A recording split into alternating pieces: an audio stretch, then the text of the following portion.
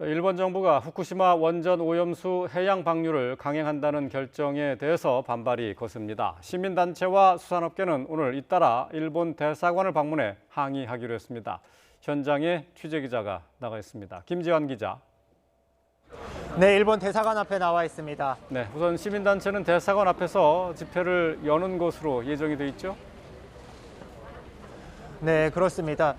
조금 전인 9시 반부터 제 뒤로 보시는 것처럼 집회가 먼저 진행되기도 했습니다.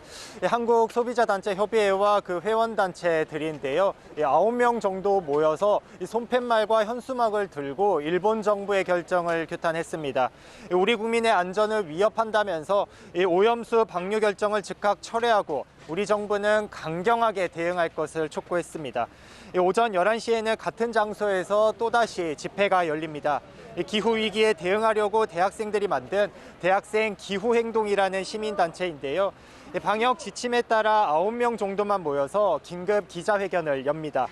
이들은 방사능 오염수 방류는 지구와 인류에 대한 범죄라고 규정했는데요.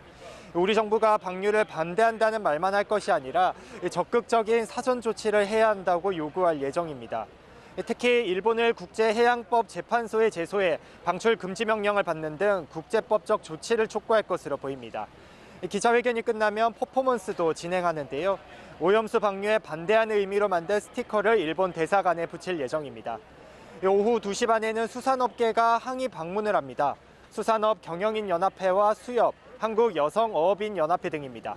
마찬가지로 대표자 9명 정도만 모여서 먼저 대사관 앞에서 성명서를 낭독하는데요. 업계는 방류 결정만으로도 수산물 소비는 위축되고 자연스레 수산업계 타격으로 이어질 것이라는 입장입니다. 이에 따라 방류를 결정한 일본 정부에 강력하게 반발하고 우리 정부에는 수산물에 미치게 될 영향조사와 조치도 요구할 예정입니다. 낭독이 끝나면 대사관 관계자를 만나 성명서를 전달할 예정입니다. 시민단체나 수산업계 외에도 1인 시위가 이어질 것으로 보이는데요. 경찰은 만일의 사태에 대비해서 2개 중대 100여 명을 일본 대사관 근처에 배치한 상태입니다. 지금까지 일본 대사관 앞에서 YTN 김지환입니다.